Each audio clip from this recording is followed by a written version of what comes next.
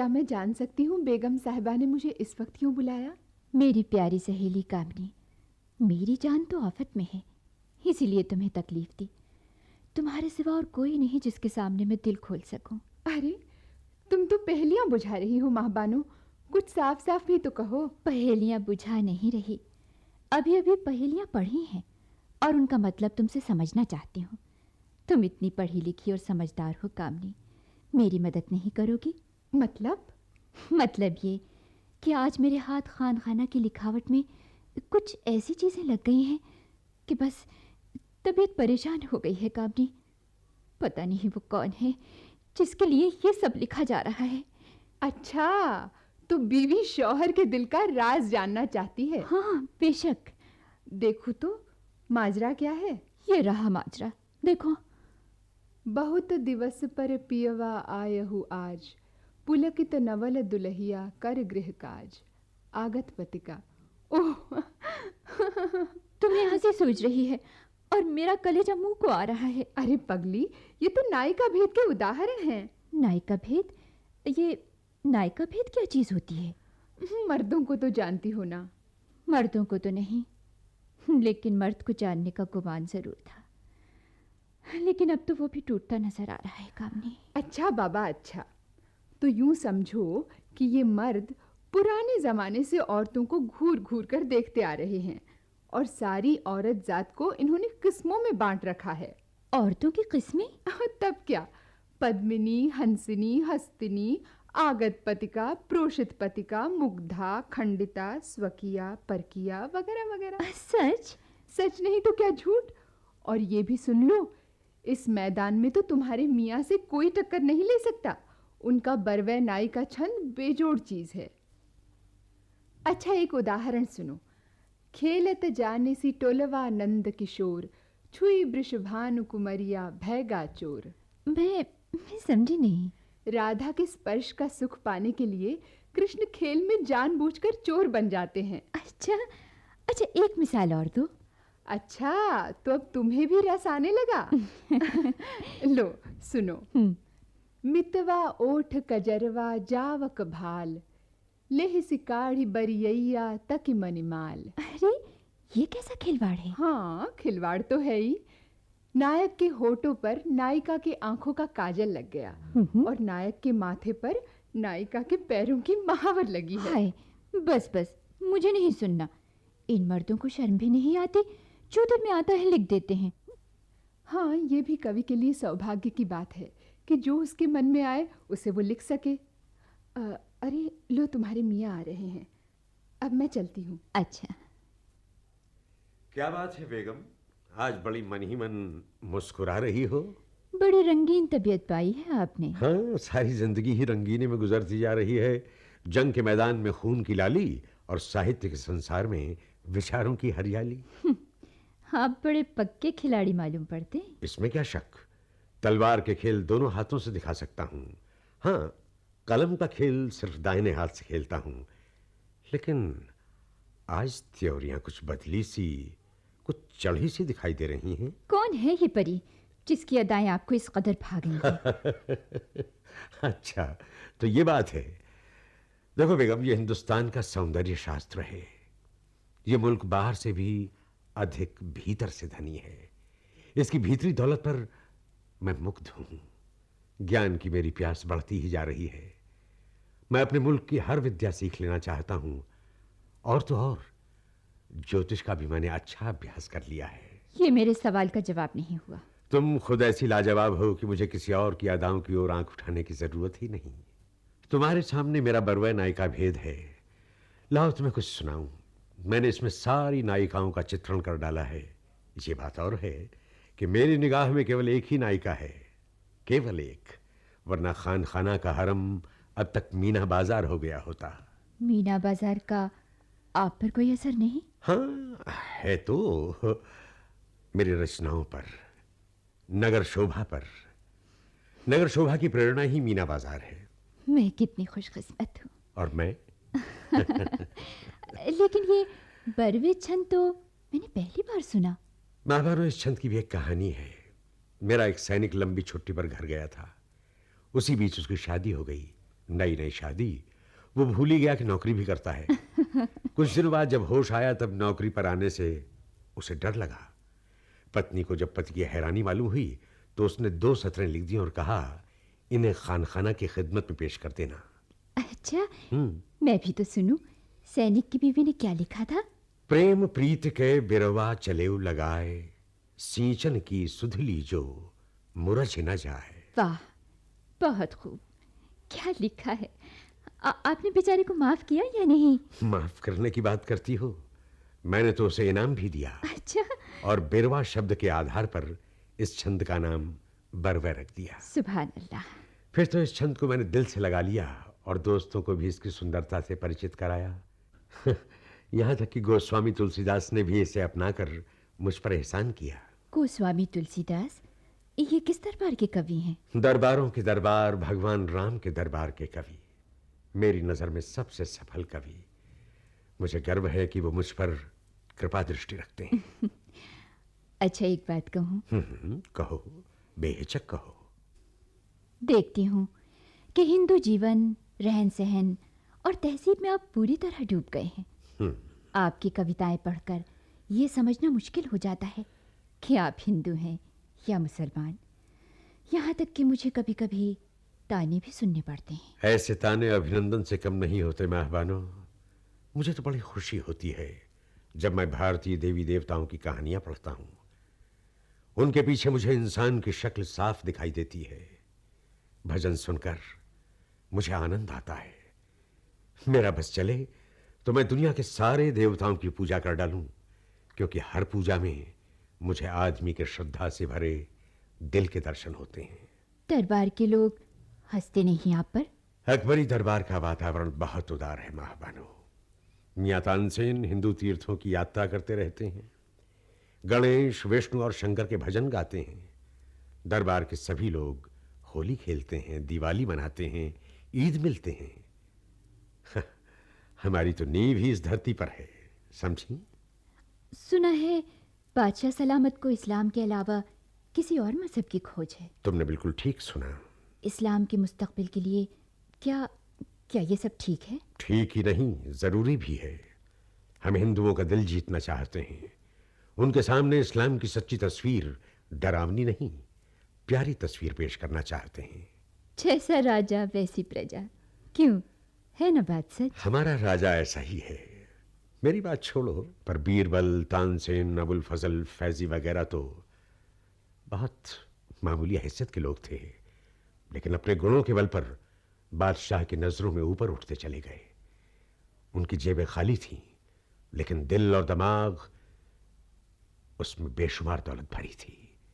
और वो खजाना बढ़ता ही रहा, कभी कम नहीं हुआ। खुदा आपकी मुराद पूरी करे। तुम्हें पाने के बाद अब कोई मुराद बाकी नहीं रही बेगम। लीजिए, हो गई आपकी कविता शुरू। तुम खुद एक कविता हो, साकार कविता। गजल जैसी मीठी, दोहे जैसी गठी, कवित्व जैसी लहराती हुई, सवैये जैसी बल खाती, मालिनी जैसी मादक और बरवे जैसी आकर्षक। बस बस रहने दीजिए। कहाँ चलती बेगम? सुनो तो।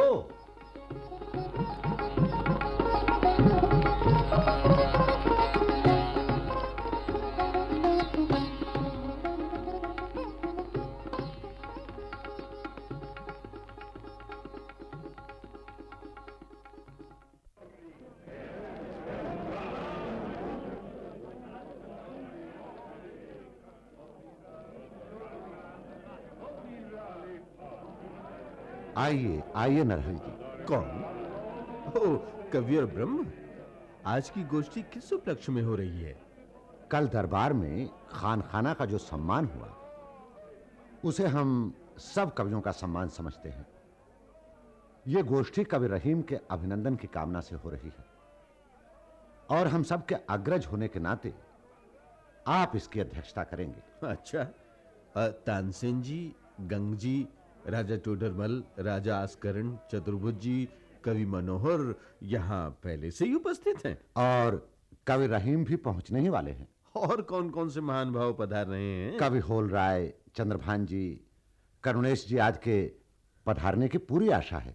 तब तो आनंद आ जाएगा। लीजिए, कवि रहीम भी आ गए। आइए आइए रहीम जी, पूरे कवि समाज और विद्वान मंडली की ओर से मैं आपका स्वागत करता हूं। ब्रह्म जी, ऐसी कौन सी नई बात हो गई जो ये सब आयोजन हो रहा है? आप ठीक ही कहते हैं। राज सम्मान आपके लिए कोई नई बात नहीं है।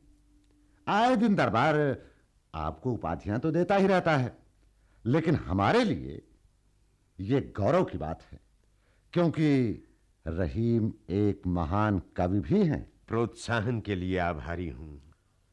उपस्थित महानुभाव, आप सभी जानते हैं कि बाहुबल, बुद्धिबल और मनोबल का सम्मिलित नाम ही अब्दुल रहीम खान खाना है।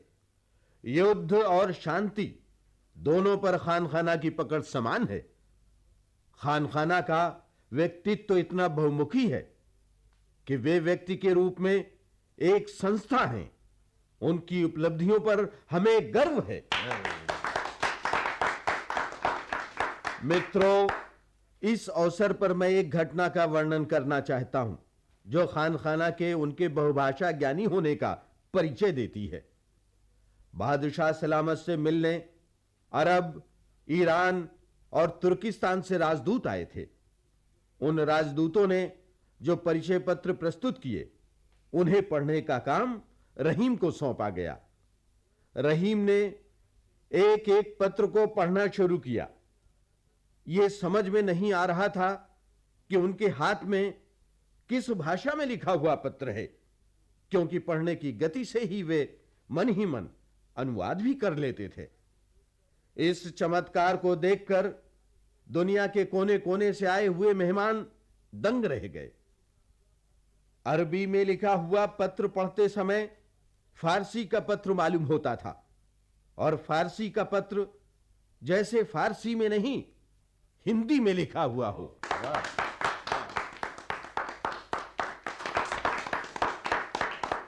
हिंदी, संस्कृत और फारसी का एक साथ आनंद लेना हो तो रहीम की रचना खेट कौतुक जातकम पढ़िए। श्रृंगार के मजे लेने हो तो संस्कृत शैली की रचना मदनाष्टक पढ़िए। श्रृंगार सोरठ पढ़ने वाला उसे बार बार पढ़ना चाहता है। मधुरा भक्ति का रस लेना हो तो रस पंचाध्यायी में गोते लगाइए। नीति के दोहों में रहीम ने जिंदगी के अनुभवों को निचोड़ कर रख दिया है। उनकी पैनी निगाह और कथन की सादगी और सरलता पर कौन नहीं मुग्ध है। बस कीजिए नरहरि जी, आपने बहुत कह डाला। मैं तो आपको खबर ही क्या है खान खाना कि आप क्या हैं। आज कौन सा कवि आपकी प्रशंसा में कविताएं नहीं लिखता, और आने वाले जमाने के कवि भी आपको याद करते रहेंगे। मित्रों, साहित्य में मेरी गति ही क्या है, लेकिन खान खाना को पढ़कर मैं झूम उठता हूँ। ये आप क्या कह रहे हैं ध्रुपदकार तानसेन जी? साहित्य और संगीत के आप सबसे बड़े संगम हैं। मित्रों, मैं आपको एक बात सुनाता हूँ। उस दिन दरबार में खान खाना ने एक बरवे पढ़ा और बादशाह सलामत चित्रकारों की ओर मुखातिब होकर बोले, खान खाना जब बरवे पढ़ रहे हो तब होशियार रहा करो, चौकन्ने होकर सुना करो। तारीफ तो तब है जब कलम का जादू कूची पर उतर आए और ऐसा उतरे कि तस्वीर बोल उठे। बस बस तानसेन जी, बहुत हो गया। मैं सत्य कहता हूं, मुझे मिली हुई सारी जागीरें, मनसबदारियां और सूबेदारी आपके स्नेह के आगे हल्की हैं। तो कविवर, एक छप्पा सुनते जाइए। मेरी प्रशंसा में तो नहीं, आपकी नहीं, वीरता की प्रशंसा में। अवश्य पढ़िए कविवर गंग। तो सुनिए फिर।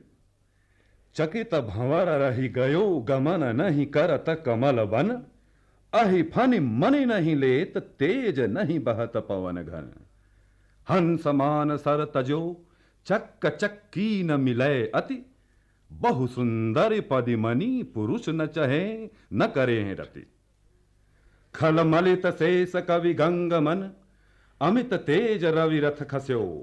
खानान खान बैरम सुवन, जब ही क्रोध करि तंग कस्यो।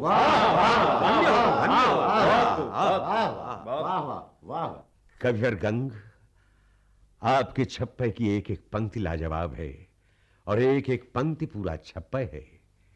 इस छप्पे के सम्मान में मैं आपको 36 लाख दाम भेंट दे रहा हूं। 36 लाख?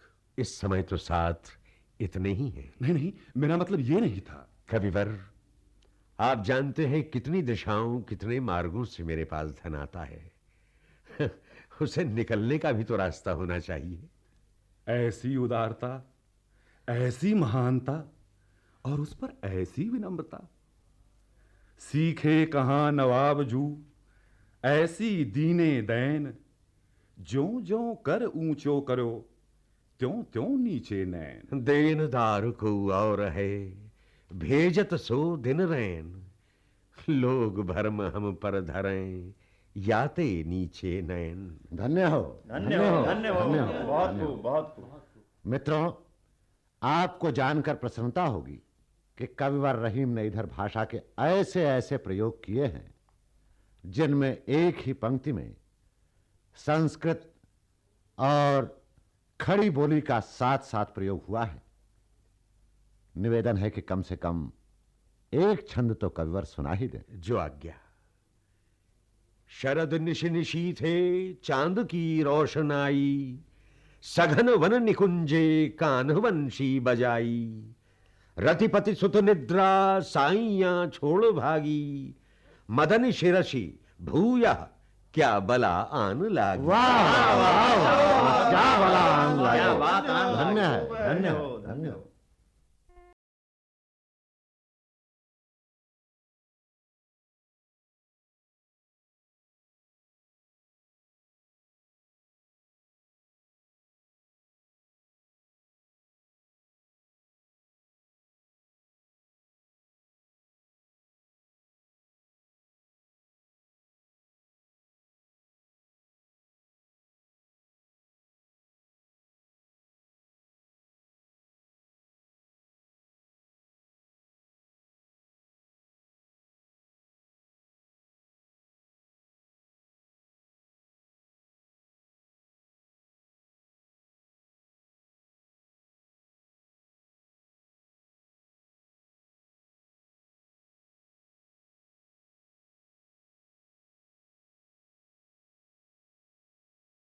बानों को गुजरे, लेकिन उसकी याद ज्यों की त्यों बनी हुई है। हुजूर, गंग कवि आपसे मिलने आए हैं। हाँ, उन्हें भीतर ले आओ। ठहरो। जी सरकार। मैं ही बाहर चलता हूं। अरे कविवर, आप और बाहर? कैसी कोई तबीयत है?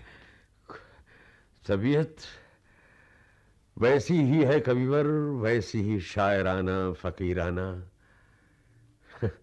लेकिन वक्त बदल गया है। जहांगीर के तख्त पर बैठने पर एक बार फिर मेरा सितारा बुलंद हुआ था, क्योंकि मैं बादशाह जहांगीर का नहीं, सलीम का शिक्षक और संरक्षक था। अकबर की आदत थी कि जब कोई ऊंची जगह खाली होती तो मुझे जरूर याद करते थे। लेकिन अब जमाना बदल गया है। जहांगीर गद्दी पर जरूर बैठते हैं, लेकिन हुकूमत तो नूर जहां की चलती है। वैसे मुझे कोई खास तकलीफ नहीं। हाँ, बादशाह के नाराज होने से, जागीरें छिन जाने से कुछ तंगी जरूर आ गई है। मैं दिल खोल कर दान देने वाला, और जेब है कि साथ ही नहीं देती। मेरी सारी संपत्ति आपकी अपनी है कविवर, उस पर आपका पूरा अधिकार है। कविवर, आपके स्नेह का ही तो बल है। बीरबल चले गए, बेटे एक एक करके मेरी आंखों के सामने मरते गए। बेटी बेवा हो गई, मैंने सब्र से काम लिया, वक्त के बदलने का इंतजार किया। जिंदगी एक चिता की तरह जल रही है, लेकिन इससे शायरी को रोशनी मिल रही है। सुनिए जी। रही मन वे नर मर चुके, जे कहूं मांग न जाई। उनते पहले वे मुए, जिन मुख निकसत नाई। बहुत सुंदर। आपके व्यक्तित्व की पूरी तस्वीर है खान खाना इस दोहे में। चाह गई चिंता मिटी मनुआ बेपरवाह, जिनको कछु ना चाहिए वे साहन के साह। बहुत सुंदर कविवर। अच्छा तो अब मैं चलता हूं। नमस्कार। नमस्कार।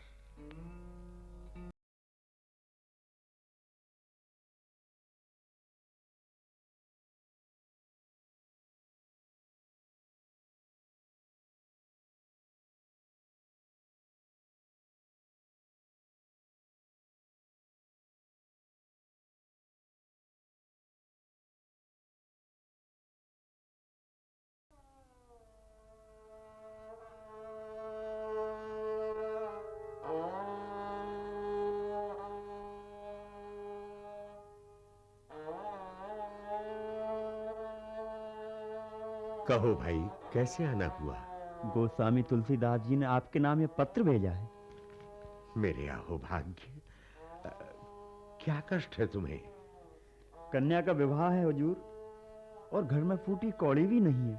सुरतीय नरतीय नागतीय, यह चाहत सबको, यह चाहत सबको। गोद लिए हुलसी फिरे तुलसी सो सुत होए। लो भाई, ये गठरी तुम्हारे लिए है और ये पंक्ति गोसाई जी के लिए। कहिए, कैसे कष्ट किया? बड़े ही परेशानी में हूँ हुजूर। बेटी बड़ी हो गई है और ब्याह करने के लिए पैसे की जरूरत है। भाई, मेरे पास तो अब कुछ नहीं। एक काम करो। जी सरकार। रीवा नरेश रामचंद्र का नाम सुना है? जी, उनको कौन नहीं जानता। तो उन्हीं के पास चले जाओ, वो मेरे मित्र हैं। उन्हें मेरा ये पत्र देना। चित्रकूट में रम रहे रहीमन अवध नरेश, जा पर विपदा परत है सो आवत यही देश।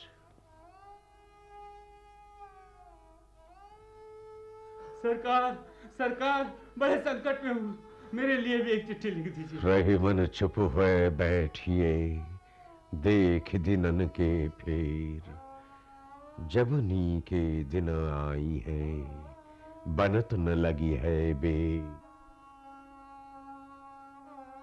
भूखा हूँ सरकार, कुछ मिल जाए, बच्चे भूखे हैं। ये रहीम दर दर फिरें, मांग मधुकरी खाही, यारो यारी छाण दो, वो रहीम अब नाही, वो रहीम अब नाही, वो